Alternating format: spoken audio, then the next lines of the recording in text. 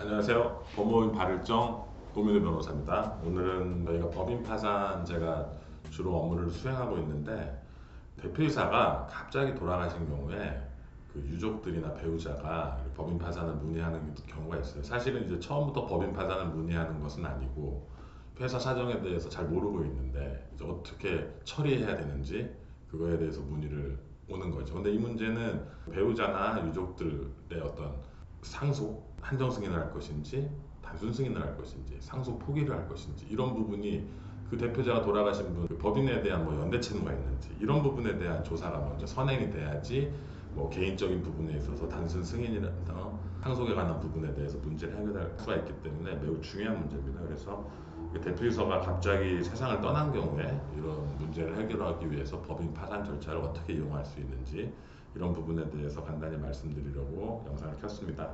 원칙적으로 법인 파산을 신청하는 것은 대표이사를 통해서만 가능합니다. 왜냐하면 대표이사 말 그대로 회사의 외부적인 의사결정을 법률 행위를 할 수 있는 것은 대표이사이기 때문입니다. 근데 대표이사가 돌아가셨기 때문에 그 문제에 대해서 흠결을 해결을 해야겠죠. 그래서 가장 원칙적인 형태는 사실 되게 아주 큰 회사들 같은 경우는 주주총회라든지 이사회라든지 아니면 다른 이사들이 이미 그런 부분에 대해서 회사 내부적인 해결 절차가 있기 때문에 새로 대표이사를 선임해서 등기를 하고 그 부분에서 주총이라든지 이사회에서 신임 대표이사가 이제 법인 파산을 하겠다 이런 절차를 통해서 진행되는 것이 가장 이제 원칙적인 형태죠. 근데 이제 저희가 이제 중소기업이라든지 좀 대표이사 1인의 역할이 컸던 뭐 소기업이라든지 이런 부분들은 그걸 따로 나서서 자료도 정리돼 있지 않고 거기에 이제 임원이라고 하더라도 그런 부분에 대해서 구체적으로 이제 열의를 가지고 그 부분을 해결하려고 하는 부분이 좀 약한 경우가 많거든요. 그러면 이제 가족들이 나서서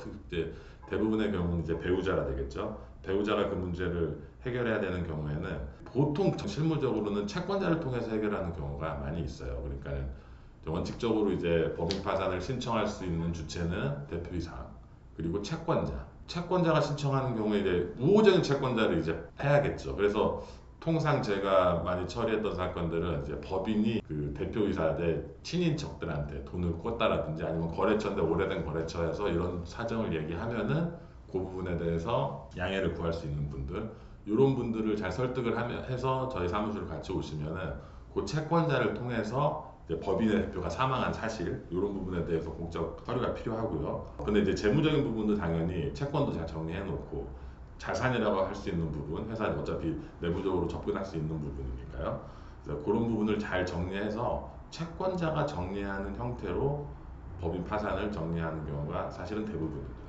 그리고 그 이외에는 법원에서 이런 경우에는 이제 직무대행자라고 해서 상법 규정에 의해서 직무대행자를 이제 회사 내부에서 선임을 하면은 법인 파산 신청할 수 있는 직무대행자가 갖게 되고요. 또 아니면은 해산한 뒤에 청산 절차를 거치게 된다면은 청산인이 할 수 있다는 규정도 있습니다. 근데 지금 말씀드리는 이제 직무대행자라든지 아니면 청산인이라든지 이런 부분은 실무적으로 활용되는 경우가 많지는 않은 것 같아요. 왜냐하면 그런 절차 자체가 또 대표이사가 갑자기 사망한 경우에는 그 선임 절차 자체도 또 법률적으로 많은 절차가 필요하기 때문에 그냥 채권자를 활용해서 법인 파산을 신청해서 나머지 회사의 남은 자산을 통해서 최대한 이제 회사를 정리하는 그런 절차를 진행하는 것이 일반적입니다. 하여튼 뭐 혹시라도 가족분들이나 주변에서 회사를 운영하던 이제 남편이 돌아가셨다라든지 그런 경우에는 일단은 전문 법인 파산 업무를 하는 전문적인 변호사를 수소문하셔서 그 문제를